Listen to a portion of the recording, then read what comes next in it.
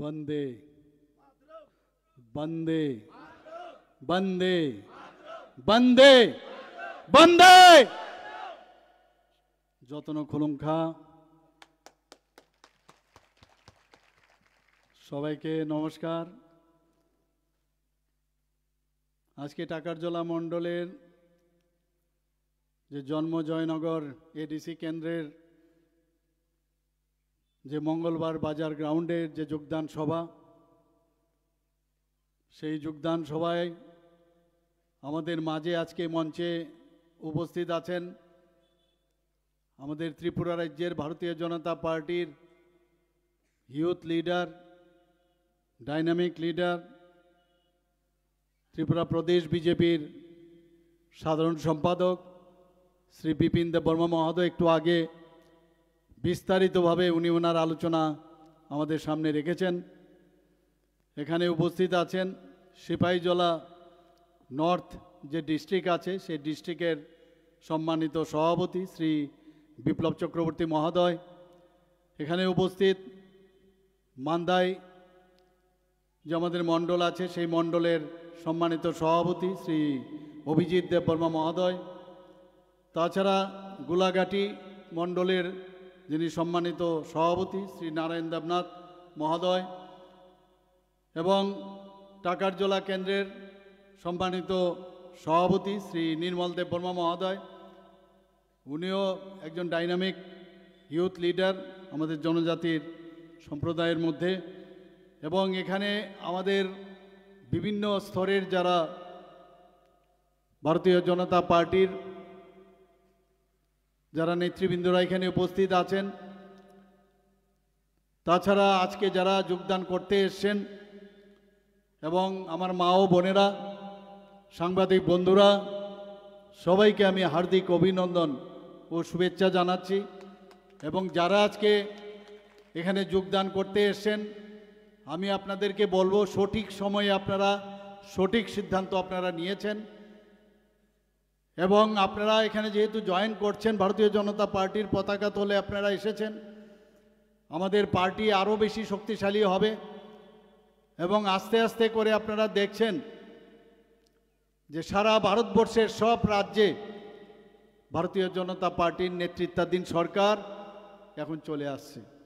আগে 20টার মতো ছিল, আস্তে আস্তে করে বাড়ছে এবং সারা পৃথিবী তো বটেই, ভারতবর্ষের মধ্যে সর্ববৃহৎ যদি আমরা মেম্বার দেখি, সেই মেম্বার যে সংখ্যা যদি আমরা গণি, তাহলে ভারতীয় জনতা পার্টি আমাদের সর্ববৃহৎ পার্টি ভারতীয় জনতা পার্টিতে। আপনারা এত বড় পার্টির আপনারা সবাই তার মেম্বার্স, আপনারা আপনাদের সেই জায়গায় দাঁড়িয়ে আপনারা গর্ববোধ করা উচিত। আমরা গর্ববোধ করি যে ভারতীয় জনতা পার্টির আমরা এক একজন সদস্য এবং ভারতীয় জনতা পার্টি বাদে আগামী দিন আমাদের মাননীয় প্রধানমন্ত্রীজি নরেন্দ্র মোদীজি যেভাবে দেশকে সামনের দিকে এগিয়ে নিয়ে যাচ্ছে, যেভাবে জনজাতিদের জন্য উনি সব সময় চিন্তা করেন এবং বিশেষ করে নর্থ ইস্টার্ন জোনে যেভাবে ডোনার মিনিস্ট্রি আলাদাভাবে উনার মার্গদর্শনে তৈরি হয়েছে, আমরা বুঝতে পারছি আজকে যে দেশ কিভাবে উন্নতি করতে হয় মাননীয় প্রধানমন্ত্রীজির রাজনীতির পরিভাষাই পাল্টিয়ে দিয়েছে। আগে আমরা দেখতাম, আমি আগামীকাল বিহারে পাটনাতে আমি যাব, যে আমাদের ওথ টেকিং সিরিমনি সেখানে হবে। তো সেই বিহারের ঘটনা আপনারা সবাই জানেন, সেখানে গুন্ডাগার্দি, জঙ্গলরাজ, করাপশন কি ছিল না, সেই জায়গায় দাঁড়িয়ে আজকে এনডিএ সরকার জবের থেকে সেখানে প্রতিষ্ঠিত হয়েছে, যে কারণে মানুষ মাননীয় প্রধানমন্ত্রীজির উপরে বিশ্বাস অনেকটা বেড়ে গেছে। মানুষ কেউ চায় না কোথাও গুন্ডারাজ থাকুক, পেশি রাজপালন থাকুক, করাপশন থাকুক। মানুষ চায় তার যে মৌলিক যে অধিকার, যার যার মৌলিক অধিকার, সেগুলো যারা সংখ্যাধিক্যের কারণে সরকারে আসেন জনপ্রতিনিধি হয়ে, তাদের উপর অনেক আস্থা রাখেন। আগে আমরা দেখতাম ইউপিএ সরকারের সময় স্ক্যাম স্ক্যাম স্ক্যাম এগুলোই তো আমরা দেখে এসেছি। এবং আজকে ভারতীয় জনতা পার্টির নেতৃত্বাধীন সরকার আসার পর আপনারা দেখছেন কিভাবে আজকে দেশকে শক্তিশালী হচ্ছে। আজকে যদি আমাদের দেশের যদি নিরাপত্তার কথা বলি, আপনারা কিছুদিন আগে দেখেছেন যে অপারেশন সিন্দুর মাননীয় প্রধানমন্ত্রীজি যে ২৬ জন যে আমাদের নিরীহ যারা পর্যটক কাশ্মীরে গিয়েছিল পেহেলগাঁওতে, তাদেরকে কিভাবে নৃশংসভাবে হত্যা করেছে। মাননীয় প্রধানমন্ত্রী যে বিহারের গান্ধী ময়দানে সেখান থেকে উনি হুঙ্কার দিয়েছিলেন যে কাউকে ছাড়া হবে না, এবং তাই হলো। আমরা অপেক্ষা করছিলাম কবে সেই রেজাল্টটা আসবে। ২৬ জনকে মেরেছে, ২৫ জন ভারতীয়, একজন নেপালের, এবং দেখে দেখে তাদেরকে ধর্ম বিচার করে তাদেরকে নৃশংস করেছে। ওনাদের যারা যারা সদ্য বিবাহিত আমাদের বোনেরা ওখানে গেছেন, মেয়েরা গেছেন, তাদের সেই জায়গায় ২৬ মিনিটে ৯টার থেকে ১১টার মতো জঙ্গি ঘাঁটি ১০০ কিলোমিটার ভিতরে ঢুকে আমাদের যে সোলজাররা, আমাদের যারা এয়ারফোর্সে আছেন, তারা গিয়ে আমাদের আর্মি এবং নেভেলের সাহায্য নিয়ে ২৬ মিনিটের মধ্যে সেগুলোকে ধ্বংস করেছেন। আমরা এর আগেও দেখেছি যে যেভাবে আমাদের সোলজারদের গলা কেটে আমাদের ভারতবর্ষে ফেলে রাখত আমাদের বিএসএফ, আমাদের আর্মি, আমাদের প্যারামিলিটারি, তাদেরকে গলা কেটে আমাদের দেশের মধ্যে ফেলে রাখত। এর আগেও সরকার ছিল, কিন্তু কোনো রকম রা শব্দ ছিল না, খালি খালি বলতো দেখে নেব দেখে নেব।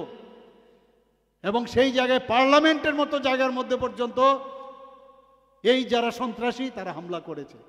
বোম্বের ঘটনা আপনারা জানেন, সেখানে হামলা করেছে।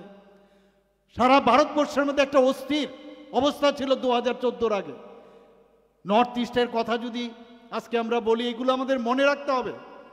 আপনি এখান থেকে আগরতলা থেকে ধর্মনগর যদি যেতে হতো, আপনি সেখানে কবে পৌঁছবেন, কখন পৌঁছবেন আপনি বলতে পারবেন না। এখান থেকে যদি সাবরুম যেতে হতো, বা সাবরুম থেকে যদি এখানে আসতে হতো, কবে আসতে হবে, এসকর্ট করে করে আপনাদের যেতে হয়। আপনাদের সেইগুলো ভুলে গেলে হবে না। চারিদিকে খুন, সন্ত্রাস, কিডন্যাপিং এগুলোই ছিল। পুরো নর্থ ইস্টার্ন জোনের মধ্যে কি একটা অস্থির পরিবেশ করেছিল। এখানে আমার মেয়েরা আছেন, আমার যারা এখানে ছোট ছোট ছেলে মেয়েরা আছেন, আপনারা এইগুলো হয়তো আপনারা দেখেননি, কি একটা অবস্থা করেছিল ত্রিপুরাকে। আজকে সেই জায়গায় দাঁড়িয়ে আজকে নর্থ ইস্টার্ন জোনের মধ্যে প্রায় 12টার থেকে 13টা এই মাননীয় প্রধানমন্ত্রীজি যখন 2014 পরে আসলেন, বললেন কারোর দোষ নেই, ওদেরকে ভুল বুঝানো হয়েছে, এখনো অনেকে ভুল বুঝাচ্ছে, তাদেরকে মূল স্রোতে ফিরে আনতে হবে। এই অ্যাকর্ডের কারণে আজকে নর্থ ইস্টার্ন জোনে কিন্তু শান্তি এসছে। আমাদের ত্রিপুরার মধ্যে আমি বলবো এখনো অনেকে ভুল পথে চলার চেষ্টা করছেন, তাদেরকে ভুল বোঝানো হচ্ছে, বিভিন্নভাবে প্রলোভনের মাধ্যমে তাদেরকে ব্যবহার করা হচ্ছে। আমি এখনো ওদের কাছে আমি আবেদন রাখবো যে এখনো সময় আছে, আপনারা ভারতীয় জনতা পার্টিতে এসে যোগদান করুন, আপনাদের দরজা খোলা আছে। কারণ ভারতীয় জনতা পার্টি একমাত্র জনজাতিদের জন্য, তাদের উন্নয়নের জন্য, তাদের ভালোভাবে রাখার জন্য ভারতীয় জনতা পার্টির নেতৃত্বাধীন সরকারই সেটা করতে পারবে। আমরা অলরেডি টেস্টেড, আমরা দেখেছি এর আগে কমিউনিস্টদের, আমরা দেখেছি কি ছিল এই কমিউনিস্টদের সময়।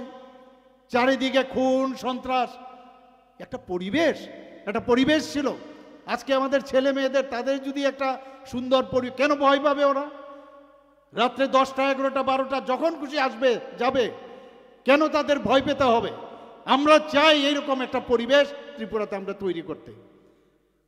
এবং মাননীয় প্রধানমন্ত্রীজি যেভাবে জনজাতিদের উন্নয়নে কথা বলছেন, যেভাবে জনজাতিদের তাদের বাসস্থান থেকে আরম্ভ করে রাস্তাঘাট, তাদের সমস্ত জায়গায় উন্নয়নের কথা বলছেন, সেটা কিন্তু শুধু মুখে না, কাজ করে উনি দেখাচ্ছেন। আজকে আমার পূর্ববর্তী বক্তা এখানে বলেছেন ত্রিপুরাতে আপনারা একবার ভাবুন, ত্রিপুরার এই রাজ পরিবারের একজন ব্যক্তি, বিশিষ্ট ব্যক্তি, ত্রিপুরার মতো একটা ছোট রাজ্য, আমাদের এই মাননীয় উপমুখ্যমন্ত্রী ছিলেন ত্রিপুরা রাজ্যের, উনাকে তেলেঙ্গানার মতো একটা রাজ্যে কিছুদিন আগেও উনি আমার সাথে দেখা করে গেছেন, এইরকম একটা রাজ্যের উনাকে রাজ্যপাল বানিয়েছেন। এর আগে কোনোদিন আপনারা শুনেছেন?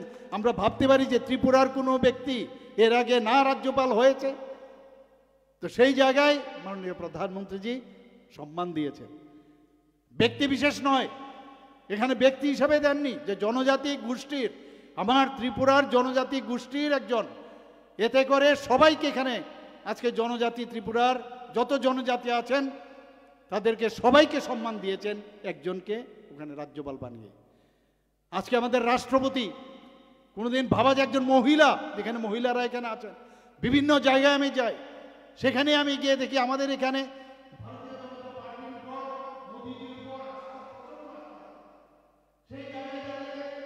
আমার মায়েরা, বোনেরা, মেয়েরা, তারা কিন্তু এখন মোদিজির উপর একটা বিরাট আস্থা আছে, ভারতীয় জনতা পার্টির উপর একটা বিরাট আস্থা।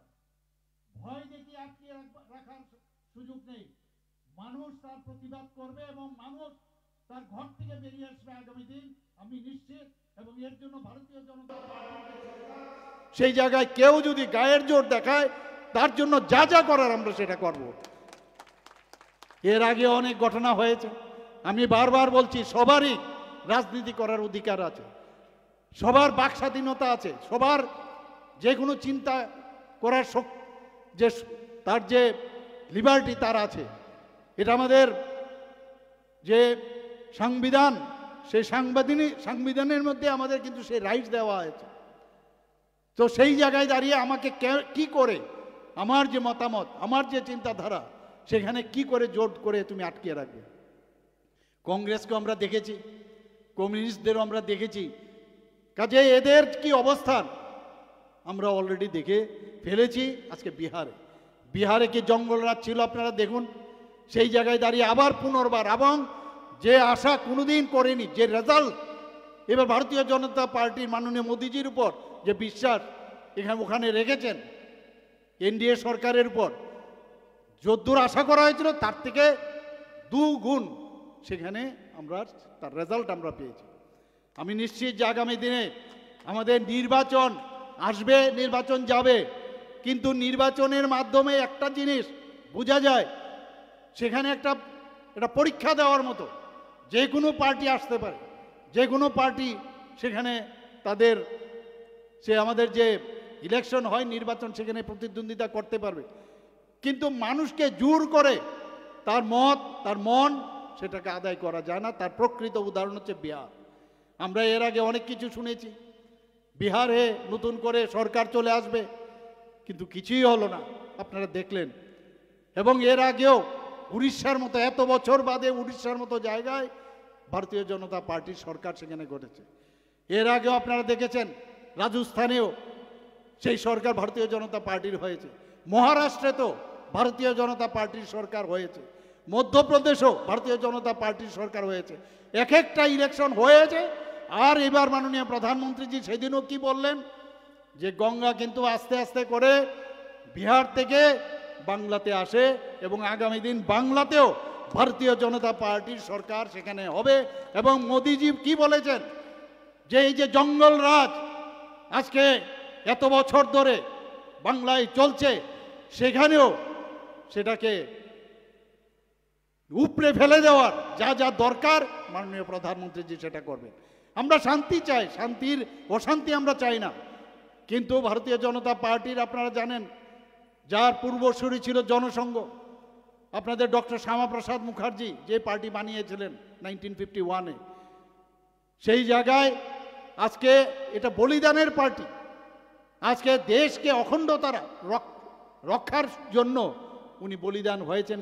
আমাদের কাশ্মীর আপনারা সবাই জানেন, পণ্ডিত দীনদয়ালজি, যাকে আমরা আমাদের যে আইডিওলজি, যে প্রতিটা মানুষ যারা প্রান্তিক মানুষ, সেই প্রান্তিক মানুষ যারা জনজাতি গোষ্ঠী হোক, যাদের কথা কেউ কোনোদিন চিন্তা করেনি, সেই সব ব্যক্তির জন্য চিন্তা করার কথা উনি বলেছেন।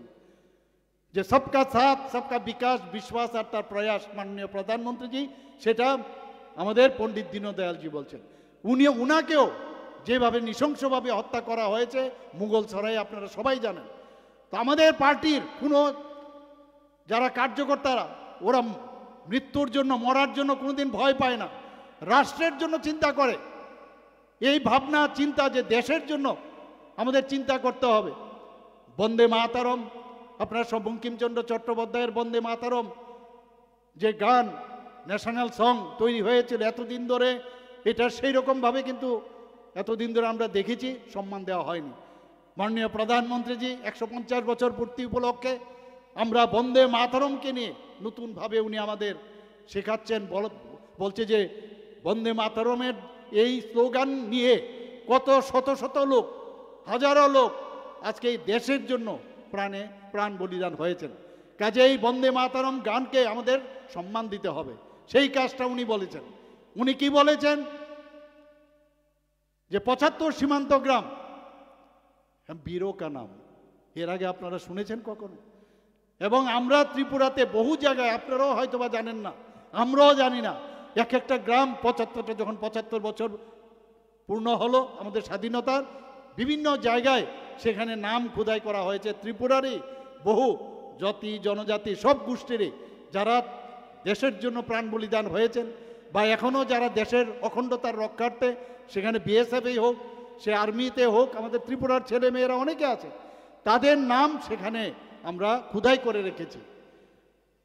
হর ঘর তিরঙ্গা, আমরা এর আগেও তো আমরা ন্যাশনাল ফ্ল্যাগ আমরা উত্তোলন করেছি 15ই আগস্ট, 26শে জানুয়ারিতে, কিন্তু আমরা হর ঘর তিরঙ্গা, মাননীয় প্রধানমন্ত্রীজি কি বলছেন যে আমাদের এই তিরঙ্গা আমাদের জন্য, আমাদের গর্ব, আমাদের সেটা proud, we should be proud of our national flag, এবং তাকে সম্মান দিতে হবে।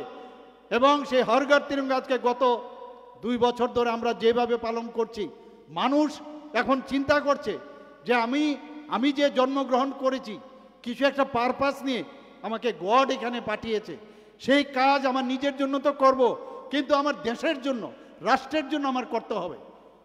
কাজে সেই জায়গায় দাঁড়িয়ে একটা প্ল্যাটফর্ম দরকার, সেই প্ল্যাটফর্ম হচ্ছে ভারতীয় জনতা পার্টি। সেই প্ল্যাটফর্মে বসে ভালো করে চিন্তা ভাবনা করে তারপরে আমরা দেশের জন্য কাজ করা উচিত। আগে দেশ, মেরে মাটি মেরা দেশ, এই স্লোগান নিয়ে মাননীয় প্রধানমন্ত্রীজি কি বলছেন যে সমস্ত ভারতবর্ষের সব জায়গার থেকে মাটি নিয়ে আসতে হবে। আমরাও বিভিন্ন জায়গার থেকে সেই মাটি আজকে আমরা কর্তব্য পথে পাঠিয়েছি দিল্লিতে। আপনারা ভাবুন, সারা ভারতবর্ষের মাটি সেখানে অমৃত বাটিকা তৈরি হয়েছে, আমরাও সমস্ত জায়গার থেকে এনে আমাদের যে সেক্রেটারিয়েটের সামনে সেখানে অমৃত বাটিকা তৈরি করেছি। এবং ইন্ডিজিনাস যে আমাদের ট্রি যে গাছ আছে সেগুলো সেখানে আমরা লাগিয়েছি। তো এই যে ভাবনা চিন্তা এক একবার আমরা দেখছি যে আগামী দিন ত্রিপুরাতে অনেকে অলিক স্বপ্ন দেখছে, অনেকে নানাভাবে ছল ছাতুরি করে চেষ্টা করছে আমাদের জনজাতি ভাই বোনদের, যে তাদের যে সম্মান, সেই সম্মানেরকে জাবিয়ে রাখার চেষ্টা করছেন। আজকে মানুষ, কিছুদিন আগেও আমি এখানে কুমলুঙে এসেছিলাম, আপনারা সবাই জানেন যে জনজাতীয় গৌরব দিবস, একটু আগে আমার ভারতীয় জনতা পার্টি ত্রিপুরা প্রদেশের সাধারণ সম্পাদক বলেছেন প্রায় 60 থেকে 65 কোটি টাকার আমি সেখানে অনেকগুলো যেসব জনজাতিদের উন্নয়নের জন্য সেখানে আমি ঘোষণা দিয়েছি। প্রতিনিয়ত আমাদের এই যে ডাবল ইঞ্জিনের সরকার প্রতিনিয়ত জনজাতিদের কিভাবে উন্নয়ন করা যায় সেই দিশায় আমরা কাজ করছি। বন্ধুগণ, আজকে আপনারা সবাই জানেন যে প্রাইম মিনিস্টার জি যখন আসলেন আমাদের 2014-তে, এমন একটা অবস্থা ছিল, এই দেশ টিকবে কি টিকবে না এমন একটা অবস্থা ছিল। আমি একটু আগে বললাম, সেই জায়গায় দাঁড়িয়ে আজকে 2014-এর পর থেকে আজকে দেশ আজকে সারা বিশ্বের মধ্যে বিশ্বগুরুর স্থান এখন দখল করেছে। বন্ধুগণ, আপনারা জানেন প্রধানমন্ত্রী জনজাতি আদিবাসী নয়া মহা অভিযান মাননীয় প্রধানমন্ত্রী নভেম্বর 15, 2024-এ সেটা শুরু করেছিলেন। এবং কিসের জন্য এটা সেই অভিযানটা শুরু করেছেন? যারা আমাদের রিয়াং শরণার্থী, যারা প্রিমিটিভ গ্রুপ, তাদের দিকে নজর রেখে এই যে আপনার স্কিমটা সেটা শুরু করেছিলেন।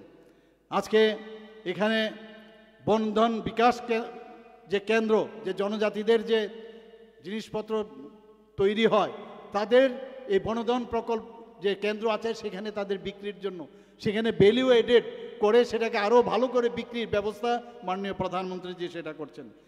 আপনারা ধরতি আভা জনজাতি গ্রাম উৎকর্ষ অভিযান 2024 সেটাও 2 অক্টোবর মাননীয় প্রধানমন্ত্রী নরেন্দ্র মোদীজি আমাদের জাতির পিতা মহাত্মা গান্ধীর জন্মদিনে ওনার যে বার্থ অ্যানিভার্সারি সেখানে এই যে স্কিমটা সেখানে শুরু করেছিলেন। সেখানেও দেখা গেছে প্রায় সেন্ট্রাল শেয়ার 26,333 কোটি টাকা এবং স্টেট শেয়ার প্রায় 22,823 কোটি ছিল। সেই জায়গায় দাঁড়িয়ে জনজাতিদের উন্নয়নের লক্ষ্যে সেই কাজটা করেছেন। উদ্দেশ্য কি? সেখানে সোশিয়াল ইনফ্রাস্ট্রাকচার, স্বাস্থ্যের ব্যবস্থা, এডুকেশন এবং সেখানে লাইভলিহুডের জন্য এই স্কিম শুরু করেছেন। প্রধানমন্ত্রী আদি আদর্শ গ্রাম যোজনা আপনারা সবাই জানেন, সেখানেও মাননীয় প্রধানমন্ত্রীজি সেই স্কিমটা চালু করেছেন। সেখানে আমাদের যারা বিভিন্ন যে ট্রাইবাল ভিলেজগুলো আছে সেগুলোকে আদর্শ মডেল যে ভিলেজ তার জন্য সেই মডেল সেখানে এই স্কিমে চালু করেছেন। বন্ধুগণ, আমাদের প্রধানমন্ত্রী বনবন্ধু কল্যাণ যোজনা, আমি জানি না এখানে সবাই জানেন কি না, সেগুলো বলতে হবে, আপনারা নিজেরাও জানবেন, সেগুলো অন্যদেরকেও বলতে হবে।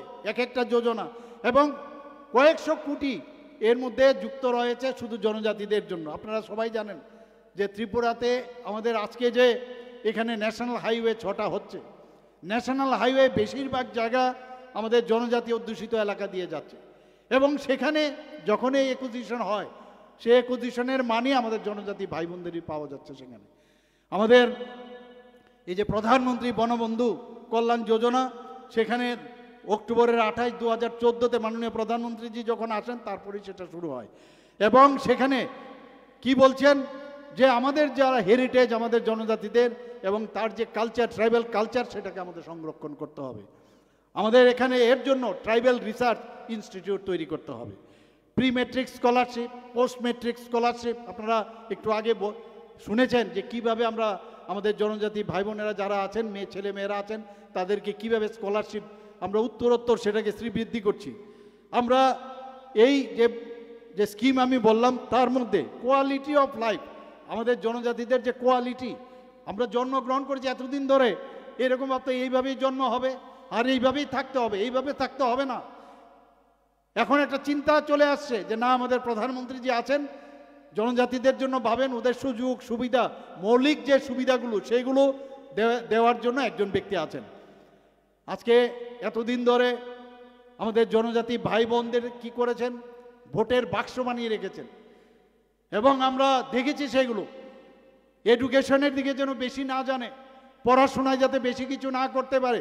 মাননীয় প্রধানমন্ত্রী যে একলব্য রেসিডেন্সিয়াল মডেল স্কুল চালু করেছেন এবং সেটা কেন চালু করেছেন, আমাদের ভারতের যে ঐতিহ্য আমাদের শিক্ষা দীক্ষা, যে দেশের মধ্যে মানুষ আগে বিদেশ থেকে আমাদের যে নালন্দা বিশ্ববিদ্যালয়, তক্ষশিলা বিশ্ববিদ্যালয় বিদেশ থেকে আমাদের এখানে আসতো, সেই তাকে আবার নতুনভাবে পুনর্জাগরণের মাধ্যমে এবং যে সংস্কৃতি এবং আমাদের যে কালচার নিয়ে আমরা সেখানে পড়াশোনা হতো, প্রকৃত অর্থে যে বিদ্যা, কোয়ালিটি এডুকেশন যেটা বলছেন, সেইভাবে এখানে একলব্য মডেল রেসিডেন্সিয়াল স্কুল এবং সেগুলো কোথায়, সেই স্কুলগুলো সমস্ত জনজাতি অধ্যুষিত এলাকায়।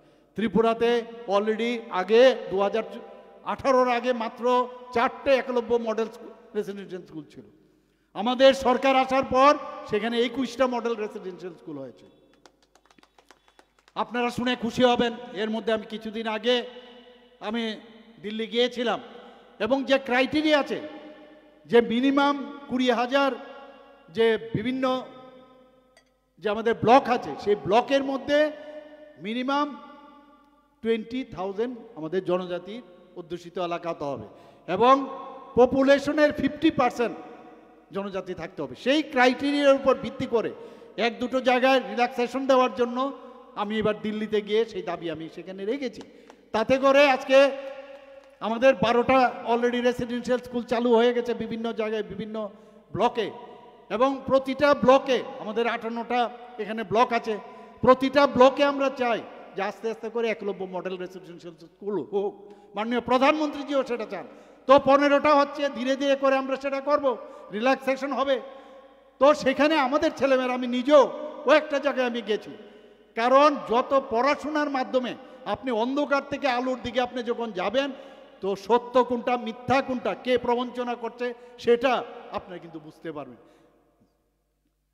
তো কোনটা সাদা কোনটা কালো যখন বুঝে যাবেন তাহলে তো মুশকিল। এর জন্যই এতদিন ধরে যত বেশি আনএডুকেটেড থাকা যায় তত কাজ আগের সরকার এগুলো করেছে। আর আমাদের ভারতীয় জনতা পার্টির নেতৃত্বাধীন সরকার, আমরা চাই আমাদের জনজাতি ভাই বোনদের মধ্যে যদি শিক্ষার হার বাড়ে, আপনারা জানেন অলরেডি সারা ভারতবর্ষের মধ্যে আমরা তৃতীয় সাক্ষরতার দিক দিয়ে, পূর্ণ রাজ্য সাক্ষরতার দিক দিয়ে আমরা এখন কিন্তু 3rd পজিশনে আমরা চলে আসি, মেঘালয় এবং গোয়ার পরে।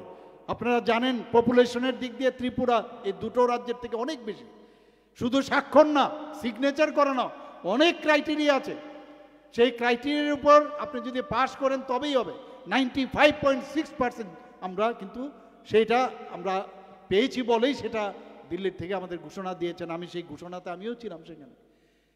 আমাদের এখন চারিদিকে এতগুলো ইউনিভার্সিটি আসছে, বাইরের থেকে প্রচুর ইউনিভার্সিটি এখন ত্রিপুরাতে আসছে। আজকে ল অ্যান্ড অর্ডার সিচুয়েশনের কথা যদি বলেন, 28টা রাজ্যের মধ্যে আমাদের ত্রিপুরা এখন নিচের দিক থেকে 3rd পজিশনে।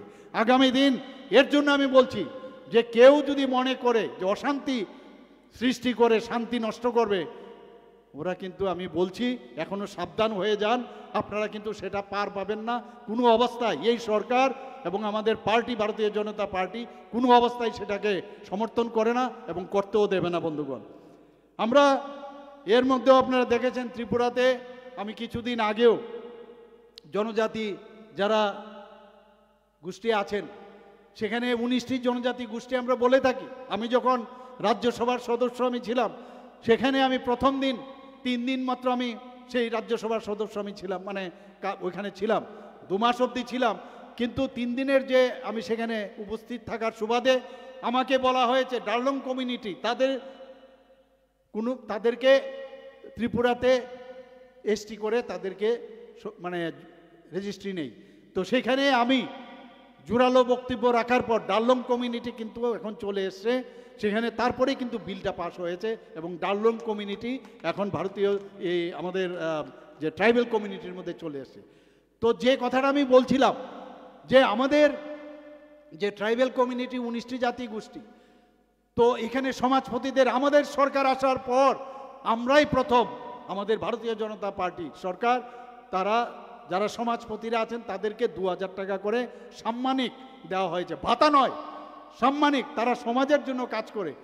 এর আগে তো কোনো সরকার সেগুলো দেখেনি। আমাদের সরকার আসার পর তাদেরকে 2000 টাকা দেওয়া হয়েছে। কিছুদিন আগে আমি ক্যাবিনেটে আমি সেটা সবার সামনে আমি প্রস্তাব রাখলাম যে এখানে আবার কিছু ক্যাপিং দেওয়া আছে, যে সমাজপতিরা যদি কোনো কারণে সরকারি কর্মচারী হয় বা যদি তারা পেনশন পান তাহলে কিন্তু তারা 2000 টাকা পাবে না। আমি বললাম সমাজের জন্য যদি কাজ করে সেখানে সে কি পায় না না পায় সেটা কেন হবে? সম্মানই যেহেতু দেওয়া হচ্ছে তাহলে প্রপারলি সম্মানিত দেওয়া উচিত। সেখানে আমরা যে ক্যাপিং আমি উঠিয়ে দিয়েছি এবং 2000 থেকে 5000 টাকা সেটা আমরা পাস করেছি এখন বন্ধুগণ।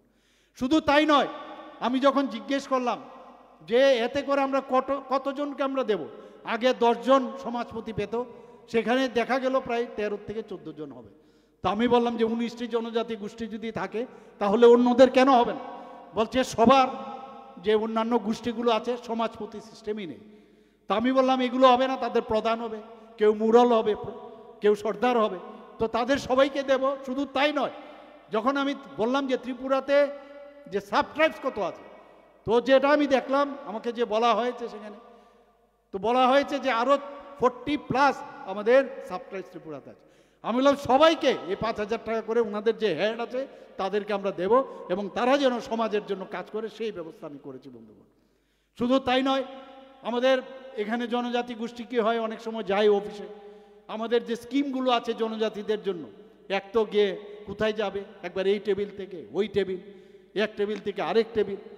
আমি সেটা ক্যাবিনেটে আমি পাশ করালাম যে আমাদের যে জেলাগুলো আছে, আমাদের যে সাব ডিভিশনগুলো আছে এক একজন করে টিসি এর সমকক্ষ অফিসার সেখানে আমি নিয়োগ করেছি। তাদের কাজ হবে যে শুধুমাত্র জনজাতিদের যে তাদের স্কিমগুলো সেগুলো দেখা। তো আমরা সরকার একের পর এক জনজাতিদের জন্য আমরা চিন্তা ভাবনা করছি। একটু আগে আমার পূর্ববর্তী বক্তা বলেছেন যে এতদিন ধরে মহারাজাদের কেউ সম্মান দেয়নি। আমি কালকেও একটা মিটিং করেছি, সেখানেও আমি বলেছি যে ত্রিপুরাতে আমরা জ্যাকসন গেট আমি বলি আগরতলার মধ্যে, আপনারা জানেন, কিন্তু এই জ্যাকসন গেট কিন্তু এখন নেই, ভেঙে ফেলেছে। কালকে আমি বলেছি যে জ্যাকসন গেটের যে পুরনো যে ছবি, সেখানে জ্যাকসন গেট সেখানে আবার নতুনভাবে বসানোর জন্য আমি নির্দেশ দিয়েছি। এ হচ্ছে ভারতীয় জনতা পার্টির যে মহারাজাদের যে কীর্তিগুলো আছে সেগুলো আমরা নিশ্চয়ই সেগুলো আমরা রিস্টোর করব। আপনারা দেখেছেন এসডি বর্মন সাহেবের কথা, এত বড় রাজবংশেরই একজন ব্যক্তি। আমরা এতদিন আগে কেউ কিন্তু সম্মান দিত না। আমরা এয়ারপোর্টে আসতে গিয়ে ভিআইপি রোডে আপনারা দেখবেন যখন আগরতলায় ঢুকেন সেই গেটের সামনে আমরা এসডি বর্মনের মূর্তি আমি সেটা ইনোগ্রেশন করেছি। একের পর এক আমরা সম্মান দেওয়ার চেষ্টা করি। আমরা একটু আগে বলেছেন যে জিরো যে মাইল ফলক, আমার নিজে আমি দেখেছি যে জিরো মাইল ফলক সেখানে ছিল, তখন ছিল মাইল, এখন কিলোমিটার হয়েছে। সেখান থেকে শুরু হয় উদয়পুর কদ্দুর, ধর্মনগর কদ্দুর, ছৈলাংটা কদ্দুর, এখান থেকে শুরু হতো। অনেকেই জানেন না, সেটাকে মাটির থেকে আমি উঠিয়েছি এবং এটাকে একটা ওই জায়গাটার কোনো নাম কামানচমনিতে আছে, কিন্তু এই জায়গার নামই ছিল না। সেখানে মহারাজা বীর বিক্রম কিশোরের আমরা যেহেতু উনাকে বলি যে আধুনিক ত্রিপুরার রূপকার, তো উনার নামে সেখানে আমি মূর্তি বসিয়েছি বন্ধুগণ। এবং ওই যে জায়গাটা এটা একটা নামাঙ্কন আমরা দিয়েছি। বহু কিছু করার আছে আমাদের, একের পর এক আমরা কাজ করছি। আপনারা সবাই জানেন যে আমাদের যে বাজেট, এই বাজেট কত 27,000 কোটি টাকা আমরা রেখেছিলাম 2024-25। আমাদের বেতন আমাদের দিতে হবে সবাইকে, আমাদের লোন নিয়েছে লোনের টাকা দিতে হবে, যারা পেনশন পাচ্ছে পেনশনের টাকা আমাদের দিতে হবে। তো এইগুলো দেওয়ার পরে আমাদের 17,000 কোটি টাকা থাকে এবং 17,000 কোটি টাকার মধ্যে আমরা প্রায় 6,645 কোটি টাকা আমরা এডিসিকে আমরা দিয়েছি। তাহলে কত পার্সেন্ট আমরা দিলাম? 39.06% এডিসিকে আমরা দিয়েছি। এবার 2025-26 আমরা কত দিয়েছি? আমাদের বাজেট আমরা এখন পর্যন্ত 32,000 কোটি টাকা আমরা রেখেছি, সেটা 40%-এর উপরে এবার এডিসিতে যাবে। ডেভেলপমেন্টের জন্য আমরা দিচ্ছি বারবার আমাদের আরও যেসব বাইরের থেকে যে লোন নিচ্ছি, বেশিরভাগ ক্ষেত্রে ওয়ার্ল্ড ব্যাংকের থেকে আমরা লোন নিয়েছি, সেগুলো কিন্তু জনজাতি অধ্যুষিত এলাকার উন্নয়নের জন্য, আপনারা সবাই জানেন। তো সেই জায়গায় আজকে আপনার ইন্দো জার্মান থেকে হোক, নাবার্ডেই হোক, সব কটাই কিন্তু এক্সটার্নাল এইডেড যে প্রজেক্ট করে নেওয়া হয়েছে, এলিমেন্ট প্রজেক্ট 1700 কোটি টাকা আমরা নিয়েছি। সেটাও কিন্তু যে ফরেস্ট ডিপার্টমেন্টের জনজাতি অধ্যুষিত এলাকা, এবং সব জায়গায় স্বাস্থ্য, রাস্তা, এডুকেশন সব বিষয় উন্নতির জন্য আমরা এই লোনগুলো আমরা নিচ্ছি। আমাদের কেন্দ্রীয় স্বরাষ্ট্রমন্ত্রী যে আপনারা সবাই জানেন যে ত্রিপুরাতে কিছুদিন আগে 4 সেপ্টেম্বর 2024 আমি নিজেও সেখানে গিয়েছি। আজকে NLFT ATTF এর সাথে একটা সমঝোতা হয়েছে এবং সেই সমঝোতার কারণে আজকে এই জায়গার মধ্যে আমি এসেছিলাম, সেখানে ওরা যখন অস্ত্র সারেন্ডার করে, আজকে ত্রিপুরাতে আমাদের ত্রিপুরা রাজ্য আমরা বলতে পারি সেখানে টেররিস্ট ফ্রি রাজ্য। আমরা সেইভাবে কাজ করছি। এর আগেও যারা ব্রুরিয়াং শরণার্থী কত 23 বছর ধরে এখানে তাদের অশ্রু আমরা দেখেছি, কিন্তু কেউ কোনো সরকার তাদের প্রতি কর্ণপাতও করেনি, তাদের জন্য চিন্তাও করেনি। আমাদের মাননীয় প্রধানমন্ত্রীজির মার্গদর্শনে আমাদের মাননীয় স্বরাষ্ট্রমন্ত্রী যে অমিত শাহজি এসে সেদিনও এখানে এসেছিলেন, একটা ব্রুরিয়াং শরণার্থী ক্যাম্পে এসে গেছিলেন, আমার সাথে আমিও সেখানে গিয়েছিলাম।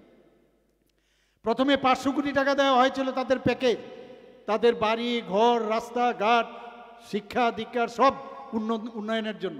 12টি আমি মুখ্যমন্ত্রী হওয়ার পর সেটাকে এই কাজটাকে ত্বরান্বিত করেছি। 12টি জায়গায় তাদের আমরা সেটেলমেন্ট করেছি এবং 800 কোটি টাকা এখন দেওয়া হয়েছে। সেখানেও যখন আমাদের মাননীয় স্বরাষ্ট্রমন্ত্রী এসেছিলেন, আমিও ওনার সাথে ছিলাম, বললেন সব তো দেওয়া হয়েছে কিন্তু সাস্টেনেবল, সেখানে যে ইউথরা আছেন তাদের জন্য কিছু করতে হবে। তো তার জন্য আমরা তাদেরকে স্কিল ডেভেলপমেন্ট আমরা করিয়েছি। কিছুদিন আগে আমি ছৈলাংটা গিয়েছিলাম, সেখানেও এই স্কিল ডেভেলপমেন্টের বিভিন্ন যে টুলস, বিভিন্ন কাজে ওনাদেরকে ট্রেনিং দেওয়া হয়েছে। তো সেইভাবে আমাদের যে কেন্দ্রীয় সরকার আমরা সেইভাবে কাজ করছি বন্ধুগণ। একের পর এক যদি আমরা কথা বলি সেখানে শেষ করা যাবে না।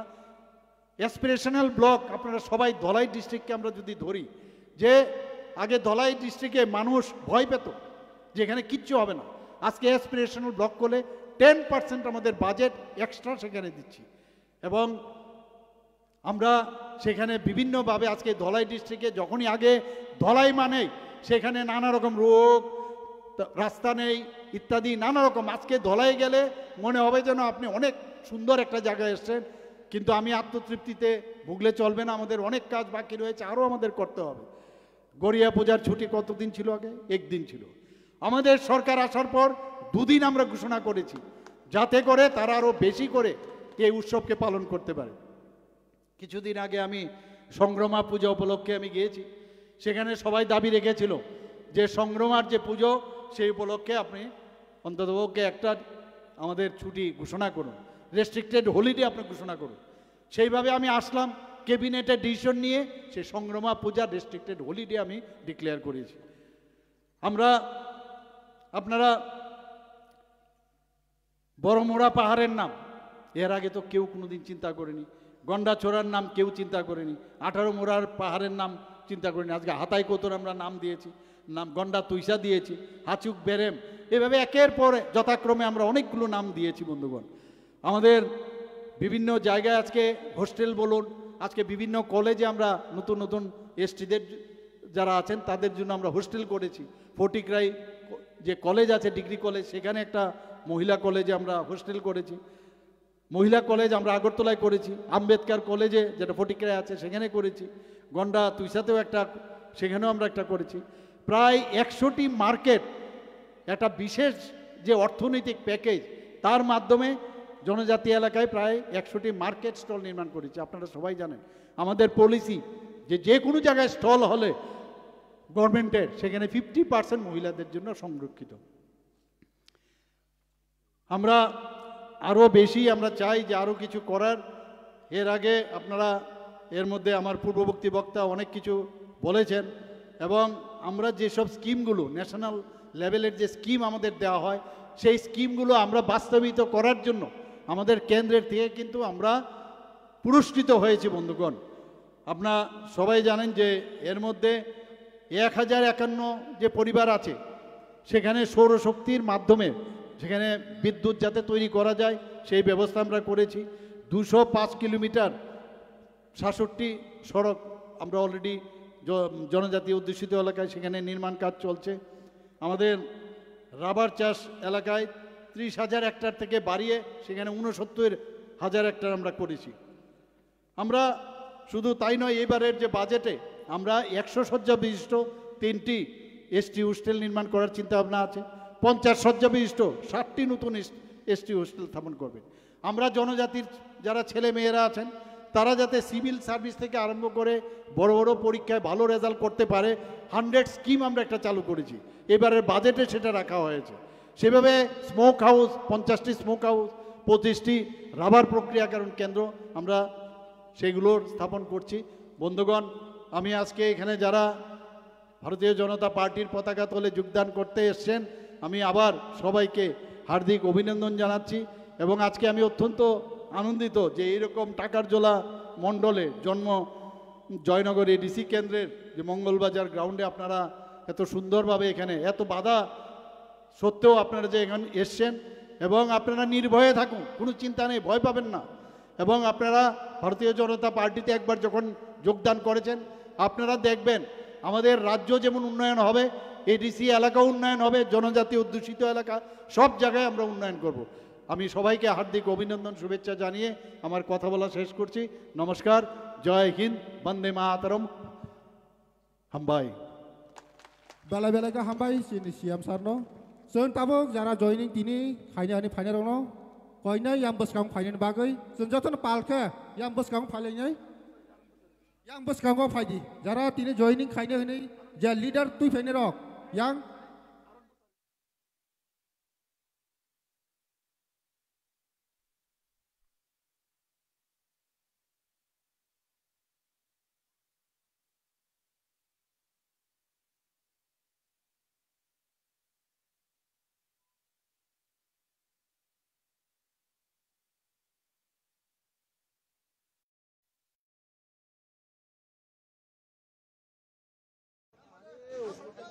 যতন গ্রাউন্ড বিসিগো হাবানি ইয়াম ট্রাইগার বিসিগো ও